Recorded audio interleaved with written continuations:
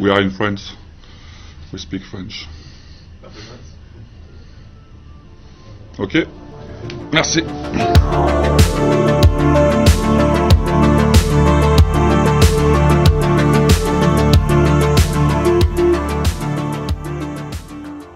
Qu'un peuple tombe esclave, s'il tient sa langue, il tient la clé qui le délivre des chaînes. Tels étaient les mots de Frédéric Mistral. Bienvenue à tous, bienvenue sur Baguette et Musette, la radio de la France éternelle. Nous allons aujourd'hui nous attaquer à la déformation du langage en nous intéressant au cas de l'écriture inclusive, mais aussi à celui des anglicismes et des mots de banlieue qui sont employés dans notre quotidien sans même parfois que nous nous en rendions compte. Je prête aujourd'hui ma voix à Isatis, qui me prêta quant à lui sa plume pour préparer cette première partie d'émission. Un grand merci à lui.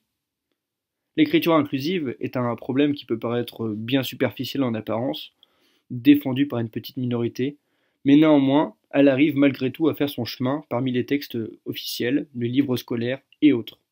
Il faut savoir que d'après un sondage de l'IFOP, mené par Jérôme Fourquet, 69% des Français seraient opposés à cette nouvelle forme d'écriture. Mais qu'est-ce que cette nouvelle forme d'écriture et quelles en sont les conséquences? Cette écriture inclusive repose sur 3 principes. La première, accorder les fonctions, les métiers, mais aussi les titres et grades en fonction du genre. On écrirait par exemple ainsi une pompière au lieu de un pompier, une mère au lieu de un maire, et une auteure ou une autrice au lieu de un auteur. La seconde, au pluriel, le masculin ne l'emporte plus sur le féminin. Il faut inclure les 2 sexes grâce à un point médian. On écrirait par exemple les électeurs, point médian, RIS, point médian, S. Ou comment ne pas se compliquer la vie finalement. Enfin, ne plus employer les mots homme et femme, mais utiliser des termes beaucoup plus universels comme les droits humains au lieu des droits de l'homme par exemple. Une écriture, 3 principes. En 2015, le Haut Conseil à l'égalité entre les femmes et les hommes avait publié un guide incitant les pouvoirs publics à adopter une communication sans stéréotype de sexe. Plusieurs ministères, institutions, collectivités, universités se sont depuis engagés à appliquer ces recommandations. Nous allons donc essayer de déterminer quelles sont les causes nous poussant à lutter fermement contre cette nouvelle forme d'écriture, et puis surtout comment le faire de manière efficace. Bon, je sais que nos auditeurs sont généralement des gens de nos convictions, mais essayons néanmoins d'avoir quelques armes intellectuelles en main. Tout d'abord, pourquoi lutter contre l'écriture inclusive? Comme on a pu le voir lors de l'introduction, 69% des Français sont opposés à cette nouvelle forme d'écriture. 31% des Français y seraient donc favorables ou sans avis. Selon Tocqueville, le danger de la démocratie est de 2 sortes. La dictature de la majorité ou celle des minorités actives. Nous vivons dans une époque où l'individu est roi et où le plaisir est le but absolu à atteindre. Nous avons érigé depuis les mouvements de mai 68 la victime comme héros et rabaissé le héros comme tortionnaire. Nos héros sont sans cesse rabaissés et nos idoles proviennent la plupart du temps d'une minorité soi-disant victime. Bilal Hassani, Conchita Wurst ou Mamadou Gassama. L'histoire est sans cesse révisée, plus féminine, plus immigrationniste, plus droit de l'homiste, etc. Ce qui va à l'encontre de la vision occidentale de la nation. Comme le dit Benjamin Constant, tout est moral dans les individus et tout est physique dans les masses. L'individu, homme social de nature, doit se conformer à la nation qu'il a vu naître en devant faire communauté. Réduire l'individu à son statut de mâle, d'immigré, d'hétérosexuel, proclamer que telle ou telle catégorie par nature est plus victime ou plus coupable, c'est insulter l'intelligence, c'est refuser de faire de la politique, pour laisser place à une sorte de religion idéologique qui dessert les causes qu'elle prétend non seulement défendre, mais imposer. En réalisant que des minorités agissantes et souvent extrémistes parviennent à confisquer une bonne part de notre liberté de pensée et de parole, nous ne pouvons que constater qu'il s'agit de là d'une importation de conceptions américaines arrivées dans les bagages de la mondialisation libérale et qui sont étrangères à l'essence même de la vision française de la démocratie. Le concept de nation, tel que décrit notamment par Ernest Renan, repose sur cette articulation entre l'un et le divers. L'État, en France, doit définir et garantir une anthropologie où chaque citoyen s'exprime non en représentant d'un groupe d'intérêts, mais en acteur contribuant à définir le bien commun. Ou alors l'intérêt général pour la République, mais ça c'est une autre histoire. Les Américains, au contraire, se méfient de l'État. Il considère que la démocratie naît de l'équilibre entre les petits groupes qui défendent des intérêts privés, le droit, la loi du marché, etc., assurant finalement une sorte de résultante qui est l'intérêt général. Tiens donc, la dictature des minorités, ce totalitarisme doux, va de pair avec le néolibéralisme. Le modèle néolibéral a besoin de consommateurs dociles et sape l'aspiration aux valeurs universelles de communauté, de convivialité des citoyens. Les minorités actives servent donc dans ce tableau d'idiots utiles. Heureusement, il existe un peu de résistance en France, mais on ne peut pas dire que cette dernière ne soit pas étouffée. L'écriture inclusive est donc une résultante d'une minorité bourgeoise qui mène son combat dans les villes globalisées, grandes gagnantes de la mondialisation. En effet, avant tout, il faut savoir que selon l'Observatoire de la francophonie, la langue française est la 5e langue la plus parlée dans le monde, parlée par plus de 300 millions de personnes. Elle est la seule langue, avec l'anglais, à être parlée sur les 5 continents. Et première constatation, seuls les pays francophones occidentaux, qui font d'ailleurs partie des plus riches, ont comme problématique l'écriture inclusive. En effet, on a pu le voir dans notre société, il est très avantageux de se placer en tant que victime pour recevoir des privilèges. Lorsqu'une personne est éduquée dans un cadre très sécurisant et possède des parents qui lui permettent de faire le métier qu'elle veut, en payant des études assez coûteuses, il est assez compliqué de se positionner en tant que victime. Il faut donc trouver une solution. La langue française est oppressive. Et si je ne suis pas médecin, c'est parce que le féminin de médecin n'existe pas. Voilà. Cette notion est beaucoup plus facile à accepter que celle de se rendre compte que le problème est juste personnel. Il est beaucoup plus facile à accepter que je ne puisse pas être pompier à cause de la langue plutôt qu'à cause de mon niveau en sport, par exemple. C'est un résultat de l'individualisme et de la bourgeoisie. Ma vie a toujours été facile et j'ai toujours eu ce que je voulais. Comment se fait-il que je ne puisse pas être médecin si je n'en suis pas la cause ? Une minorité vient donc de se créer et réclame ses droits. Deuxième constatation, un peu plus de 50% des Français vivent dans des communes de moins de 10 000 habitants. Et chose étonnante, la problématique de l'écriture inclusive s'y fait bien plus rare. Les petits gens n'ont pas le luxe de s'accaparer des problèmes de la sorte. La mondialisation les a déjà trop souvent ignorés, et le salaire perçu chaque mois suffit à peine pour le finir.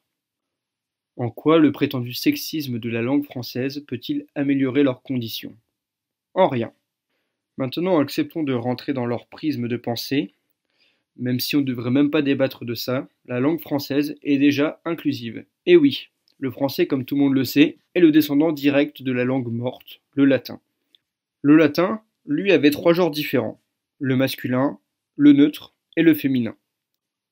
Petit à petit, avec l'adoption du français dans les textes officiels sous François Ier et avec la généralisation jacobine du français au sein de chaque région et département, la langue s'est vue parcourir un long chemin.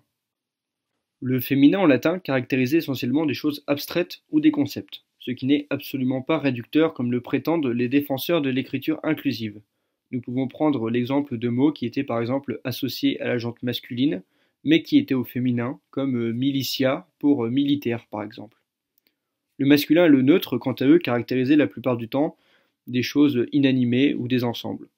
Le genre n'avait à l'origine pas vocation à caractériser un genre sexuel. Puis, petit à petit, naturellement, la langue a fait son chemin et le genre linguistique s'est rapproché du genre sexué sans pour autant le caractériser. Pour vous donner des exemples, s'il faut en donner, le mot victime peut à la fois désigner un homme et une femme, le mot sentinelle peut à la fois désigner un homme et une femme, le mot vedette peut à la fois désigner un homme et une femme, etc., etc., le mot idole, le mot recrue, le mot perdrix, le mot girafe, etc. Je ne vais pas faire l'entièreté des mots de la liste qui peuvent à la fois correspondre à un genre sexué masculin et un genre sexué féminin. Selon les partisans de l'écriture inclusive, la présence de genre dans la langue française est la cause d'une société patriarcale oppressant les femmes. Prenons donc l'exemple des pays arabes ou africains ou d'Europe de l'Est et étudions leur langue. Contrairement aux langues latines, l'arabe ne différencie le féminin du masculin seulement dans l'adjectif. Même le déterminant hal reste le même que ce soit au pluriel ou au singulier. Maintenant en Afrique, modèle d'intégration de la femme, vous me direz, 50% des langues qui y sont parlées sont des langues bantoues, qui ne possèdent aucun genre. Le swahili, le peul, le bambara, le yoruba, etc. Leurs mots sont différenciés en fonction des classes, par exemple les choses, les éléments, les dieux, les idoles, les animaux, les êtres vivants, etc. Ces langues sont parlées par environ 310 millions de personnes. Le turc est une langue sans genre, le persan est une langue sans genre, le géorgien, le coréen. Je prie donc tous les défenseurs de l'écriture inclusive de se rendre dans ces pays et de se comporter là-bas comme ici. Peut-être comprendront-ils que la présence de genre dans la langue n'impacte en rien la relation homme-femme. Enfin bref, toutes ces critiques des genres de la langue française, alors que le féminin a la particularité d'être unique. Vous pouvez féminiser un mot de la langue française et en changer littéralement le sens. C'est justement la richesse du genre féminin. Prenons les exemples suivants. Marin, médecin, camelot, donne au féminin marine, médecine, camelote, des mots qui sont loin d'être des synonymes, il me semble. La règle simplissime du masculin, qui remporte sur le féminin, n'est en aucun cas une manière de réduire le féminin, qui, je le rappelle encore, n'est pas directement lié au genre sexué. Il permet surtout de gagner en fluidité. Notre langue est magnifique. La Fontaine, Victor Hugo, Molière, Voltaire, Camus ont su lui rendre hommage en la triturant dans tous les sens, pour en sortir des œuvres mondialement connues, ce qui me fait donc arriver à la dernière partie. Les mots sont avant tout des formes qui donnent sens à une idée. En effet, les mots mis côte à côte donnent un sens à une idée qui doit pouvoir être énoncée. Elle nous permet de s'exprimer, de communiquer, de faire de l'art, d'écrire des livres. La présence de genre, on l'a vu auparavant, est une richesse. Elle permet de changer le sens de certains mots en les féminisant, par exemple, c'est ce que nous venons de dire. C'est donc avec cette langue et ses atouts que l'on arrive à écrire des monstres de lecture comme du Stendhal, du Camus, etc. L'écriture inclusive entrecoupe la plupart du temps des mots et intercepte le lecteur dans l'appropriation de l'idée de l'auteur. De plus, l'écriture inclusive, dans beaucoup de cas, ne permet pas l'énonciation d'une idée avec l'apport de ces nouveaux mots. Agriculteur pour médian RIS pour médian S est un nouveau mot complètement imprononçable. C'est une première dans la langue française, jamais une règle n'avait empêché jusqu'alors l'énonciation d'une idée ou d'un mot. Bien, maintenant que l'on a démonté en pièces l'écriture inclusive grâce au travail d'Isatis, un grand merci à lui, nous allons aborder plus brièvement un point qui doit être soulevé. Celui des anglicismes, mais également celui de l'emploi de vocabulaire de banlieue dans notre langue française, qui est tout bonnement ridicule et qui, loin de l'enrichir comme peuvent le dire nos lumières de la bien-pensance, remplace des concepts français qui existent déjà. Des étudiants qui sortent de l'école de commerce, en passant par ces fanatiques des séries en anglais, jusqu'à ce gérant d'un rayon dans un magasin conceptuel, en finissant par cet employé qui présente son PowerPoint et qui doit rendre son dossier ASAP, as soon as possible, et qui, by the way, a oublié de raconter à Jordan son road trip trop cool à cause du mauvais feeling ressenti après sa conf call, tous sont les victimes consentantes des anglicismes qui polluent notre langage et celui des autres par contamination. Il ne s'agit pas de les blâmer elles en particulier, car ces personnes, comme nous tous, sont les fruits d'une société issue de la mondialisation. Il nous est tous arrivé d'utiliser des anglicismes, et il semblerait que nous aurions bien du mal à nous débarrasser de certains d'entre eux, comme le mot cool par exemple. Mais cela ne révèle-t-il pas quelque chose sur nous-mêmes, comme le fait d'être inféodé à la culture anglo-américaine par exemple? Le pointer du doigt, c'est un début, et c'est ô combien important pour la suite du combat. Ce travail d'autodiscipline où nous devons nous efforcer d'éviter ces anglicismes pour nous réapproprier enfin notre langue qui est la clé de notre liberté. Ça n'est pas pour rien que le Québec s'évertue parfois, à outre mesure, à franciser tout ce qui bouge pour préserver sa culture du gigantesque État multiculturel qui le dirige, le Canada. Mais les anglicismes sont loin d'être le seul mot de notre société. Hélas non.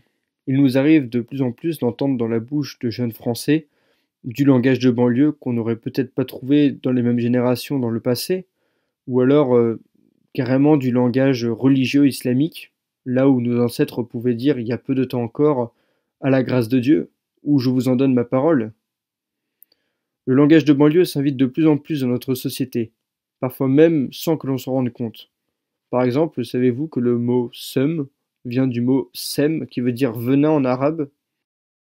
Il ne s'agit pas ici d'épurer notre langue de tous les mots d'origine étrangère qui ont pu s'y agréger dans l'histoire. Cela serait stupide et impossible. Dans d'autres exemples, ce serait comme demander aux Anglais d'enlever 30% de leur langue sous prétexte que celle-ci viendrait du français. En effet, certains des mots que nous avons dans notre langage sont porteurs de notre histoire. Par exemple, le mot bistrot pourrait venir, selon la légende, du stationnement des Cosaques russes en 1814 à Paris, qui interpellait ainsi les garçons de café pour qu'on les serve plus vite, le mot bistrot voulant simplement dire vite en russe. Ces mots étrangers peuvent témoigner de liens amicaux, de liens historiques, voire de liens quasi fraternels que nous avons eus avec certains peuples, y compris certains mots arabes hérités des troupiers marocains qui servirent par exemple la France dans l'armée, et qui aujourd'hui peuvent encore marquer parfois l'argot français. Mais voulons-nous hériter aujourd'hui des mots de ceux qui nous méprisent le plus, malgré l'aide que nous leur apportons, en parlant le langage des banlieues? C'est une question à sérieusement se poser, et nous avons perdu assez de richesses aujourd'hui linguistiquement avec la République qui a détruit les patois locaux et les autres langues régionales. N'appauvrissons pas celle qui nous reste, le français, qui est par excellence la langue de la littérature. Ainsi, pour conclure, pour répondre à cette urgence linguistique, l'équipe de Baguette et Musette vous propose sur fond musical un petit lexique qui vous aidera à pointer du doigt les 30 anglicismes les plus utilisés dans la langue française, mais également une petite compilation d'expressions régionales qui nous ont amusés ou qui nous ont plu, et que nous vous invitons pourquoi pas à essayer d'utiliser au quotidien. Tout cela ira à rebours de ce que nous avons dénoncé précédemment, l'écriture inclusive, mais aussi l'appauvrissement du langage par les anglicismes et les expressions de banlieue. Mais ira aussi dans le sens, sans être passéiste, de la conservation et de la préservation de notre langue, si riche en influences gréco-latines, germaniques, celtes, basques, italiennes, toutes ces choses qui ont eu un impact sur la beauté de notre langue qu'il faut absolument savoir maîtriser et préserver. Nous vous laissons méditer là-dessus. À très bientôt.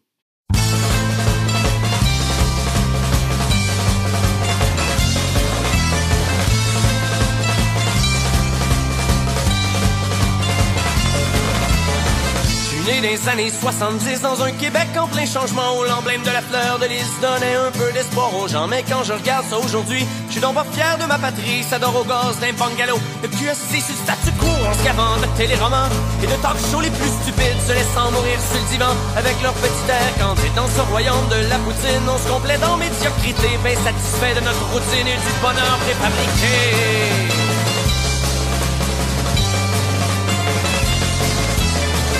Prendrais-tu un petit gratteux, me dit le caissier au dépanneur. En ouais, le gros sort ton petit 2 être millionnaire, c'est le bonheur. Il se met à rêver le samedi qui va peut-être quitter son taudis. Espère toujours mon petit moron. Une chance sur 14 millions dans le stationnement du casino. Un gars se tire une balle dans la tête, ayant tout flobé son magot. N'avait plus trop le cœur à la fête, mais le gouvernement s'en balance. Il se nourrit à même les gamblers en exploitant leur dépendance. Un peu comme le prêt un pusher. C'est ça le Québec moderne, mais moi je mets mon drapeau en berne et j'emmerde tous les bouffons qui nous gouvernent. Si tu rêves d'avoir un pays, ben moi je te dis que t'es mal parti, t'as bien plus de chances de gagner à la loterie.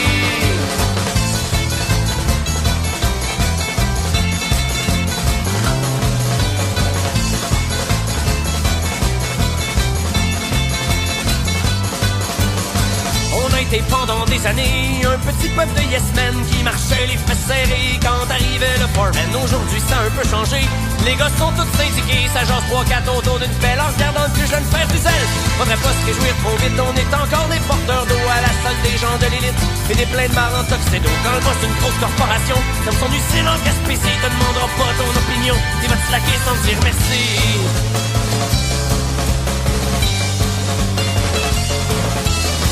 Un robineux qui est dans la rue, au pied d'un grand building en verre, il va passer inaperçu à la sortie des actionnaires. Ce qui compte pour eux, c'est les revenus, et non les problèmes de l'affaire. C'est pas de ma faute si t'es un trou de cul. Moi, l'important, c'est que je prospère. Et le premier ministre fait semblant qu'il s'en fait pour les pauvres gens, alors qu'on sait qu'il est au service des fortunés et de leur business. L'environnement, la pauvreté, c'est pas des sujets prioritaires. On n'en entend pas beaucoup parler derrière les portes des ministères. C'est ça le Québec moderne, mais moi je mets mon drapeau en berne et j'emmerde tous les bouffons qui nous gouvernent. Si t'es content de ce pays, mais ça mon homme, c'est ton avis, tu dois être le PDG d'une compagnie.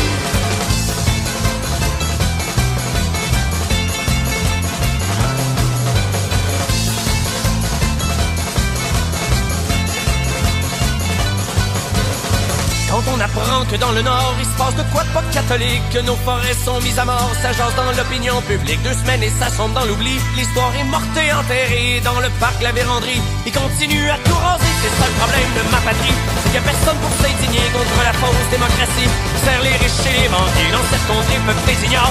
Faut-on se rappeler de son histoire et c'est que juste les plaques de char qui ont encore un petit peu de mémoire. C'est ça le Québec moderne, mais moi je mets mon drapeau en vert et j'emmerde tous les bouffons qui nous gouvernent. Si c'est ça que t'appelles une nation, probable que tu sois assez con, des murs pour te présenter aux élections.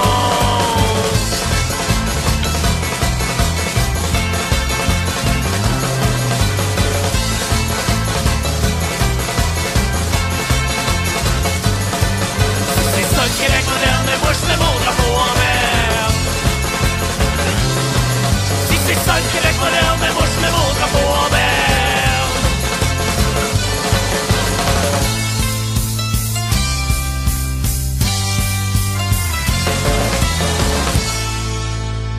C'était Corsac pour Baguette et Musette. Mesdemoiselles, mesdames et messieurs, parlez français.